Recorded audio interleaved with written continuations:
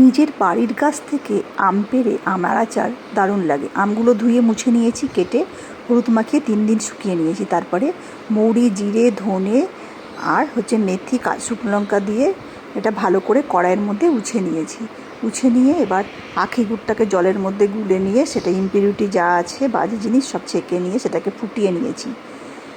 আমার ভীষণ ভালো লাগে এই আমের আচারটা করতে। একটু উছে নিলাম, আর নিজের বাড়ির গাছের আমের আচার এটার তুলনাই হয় না। আর আমার আমের আচারটা দারুণ খেতে হয়। তো সমস্ত শুকনো মশলাকে আমি ভালো করে ড্রাই রোস্ট করে নিয়ে ডাস্ট করে নিয়েছি। এবার কড়াইয়ের মধ্যে তেল দিয়ে দিলাম, আর আমগুলো 3 দিন ধরে শুকিয়েছি, কত সুন্দর লাগছে। 5 ফোড়ন দিয়েছি, আর তার সাথে একটু মৌরি দিয়ে নিয়েছি। এটাকে এবার তেলের মধ্যে খুব ভালো করে কষিয়ে নিয়ে বেশ সুন্দর করে এর মধ্যে কষিয়ে নিয়ে দিয়ে দেবো লবণ, কাশ্মীরি লঙ্কা গুঁড়ো আর সাইট্রিক অ্যাসিড। তাহলে কিন্তু আমের টেস্টটা খুব ভালো হয়, আর আমের কালারটা একটু আসে, যাতে কাশ্মীরি লঙ্কা গুঁড়োটা দিতে কালো ভাবটা শুকানোর পরে একটু কালচে ভাবটা ওটা থাকবে না। আর আখি গুড়টাকে ফুটিয়ে নিয়েছিলাম সুন্দর করে ছেঁকে নিয়ে, সেটাই দিয়ে দিলাম।